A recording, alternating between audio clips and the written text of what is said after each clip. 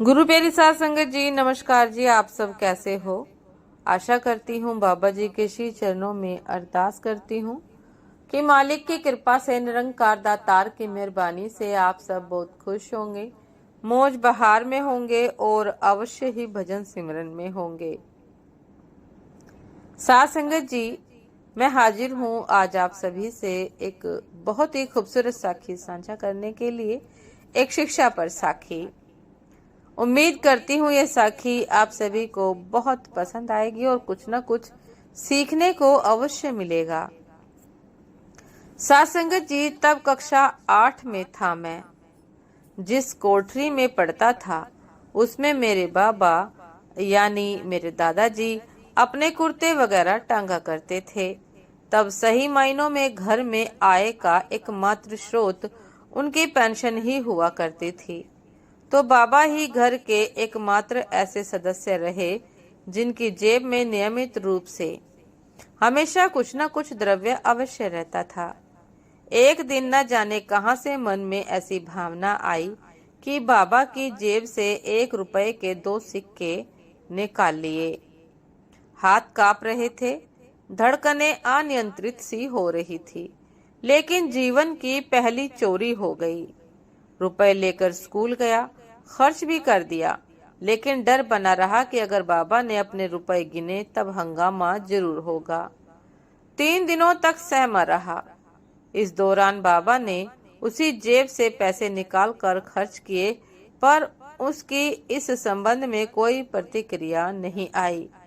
मतलब पहली चोरी सफल रही। फिर 1 हफ्ते बाद 2 रुपए और निकाला। 1 सप्ताह इंतजार किया, उनकी कोई प्रतिक्रिया नहीं। मतलब मैं फिर सफल रहा। लेकिन अब अपराध बोध सताने लगा और बाबा का चेहरा आंखों के सामने घूमने लगा, जो उम्र के चतुर्थ चरण में भी तन मन धन से परिवार के प्रति समर्पित थे। हाय, मैं कितना बड़ा पापी! ऐसे निष्कलुष बुजुर्ग से छल किया मैंने तय कर लिया कि अब इसकी पुनरावृत्ति नहीं होगी। लेकिन भाग्य को कुछ और ही मंजूर था। हुआ यूं कि मुझे फीस देने के लिए जो 10 रुपए मिले थे वो कहीं गिर गए।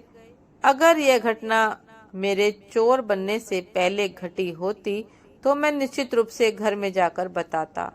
बेशक डांट पड़ती, किंतु मेरे पास अब अपेक्षाकृत सरल विकल्प था पैसे पा जाने का। बस जेब में हाथ ही तो डालना था और 10 रुपए झट से मेरे पास आ जाते।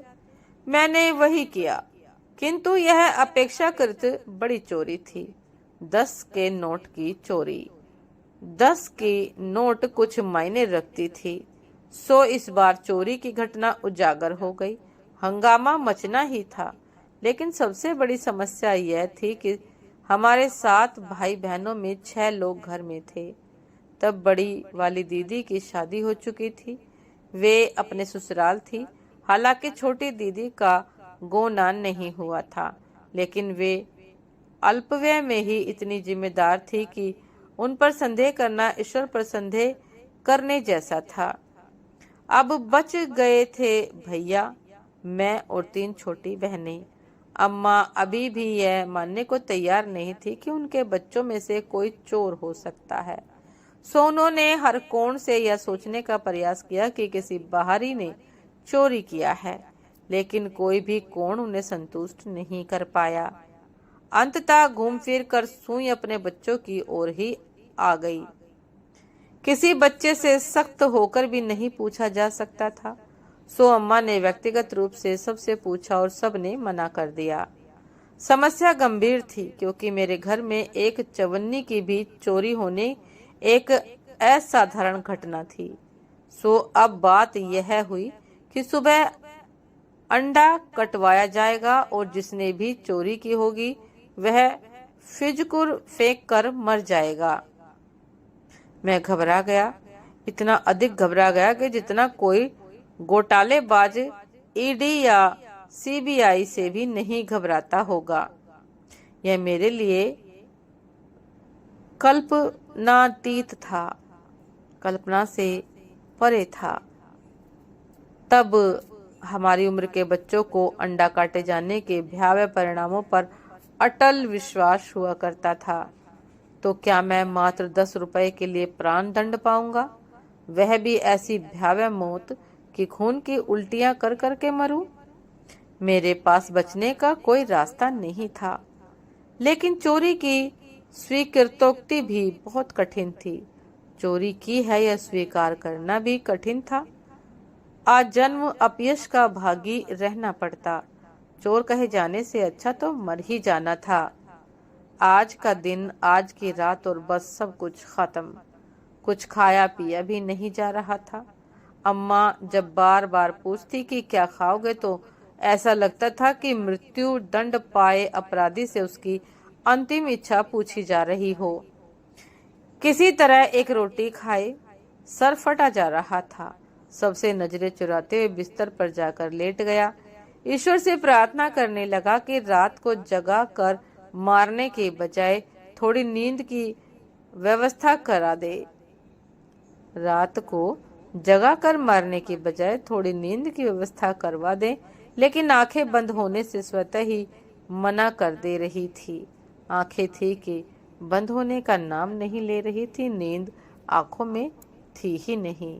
उनसे अनवरत बारिश होनी जो लिखी थी।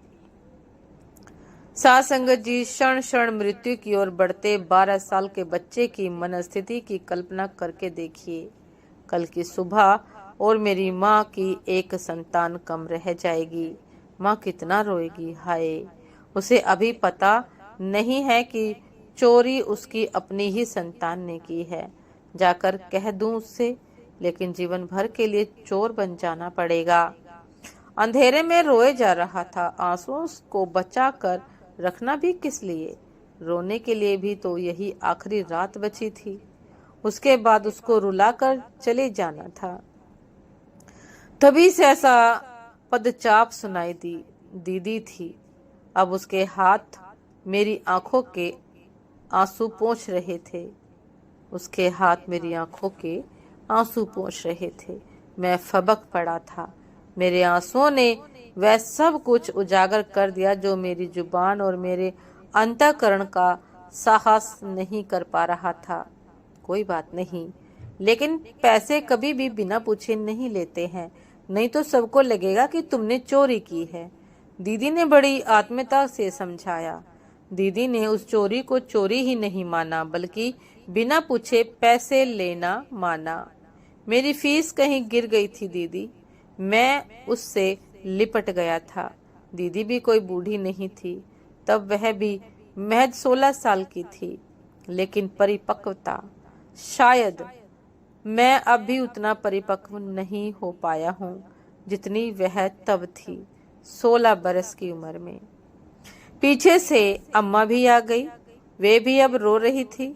फीस गिर गई थी तो मांग लेते, दोबारा मिल जाती। अब बिना पूछे मत लेना पैसे। अब मैं अम्मा की गोद में था। रात को ही अम्मा ने बाबा को जगाया। बाबा ने भी वही बात कही जो अम्मा ने कही। मेरा मृत्यु दंड टल चुका था। पैसों की वह मेरी अंतिम चोरी थी। साथ संगत जी, ये थी आज की एक बहुत ही खूबसूरत साखी। उम्मीद करती हूँ ये साखी आप सभी को बहुत पसंद आई होगी। यदि पसंद आई हो साथ संगत जी, तो लाइक, कमेंट, शेयर करना ना भूलिएगा। चैनल पर जो भी नए हैं कृपा करके सब्सक्राइब कर लीजिएगा, ताकि चैनल पर मिलने वाली सभी शब्द साखियों की अपडेट आप सभी को समय पर मिलती रहे। साथ संगत जी, आप हमें इंस्टाग्राम पर भी फॉलो कर सकते हैं। इंस्टाग्राम का लिंक डिस्क्रिप्शन बॉक्स में दिया गया है। तो साथ संगत जी, दासी को भी आज्ञा दीजिए। आपसे फिर मुलाकात होती है एक नए शब्द साखी के साथ, एक नए खूबसूरत विचार के साथ। तब तक के लिए नमस्कार जी। सदा खुश रहिए, मुस्कुराते रहिए, भजन सिमरन अवश्य करते रहिए। नमस्कार जी।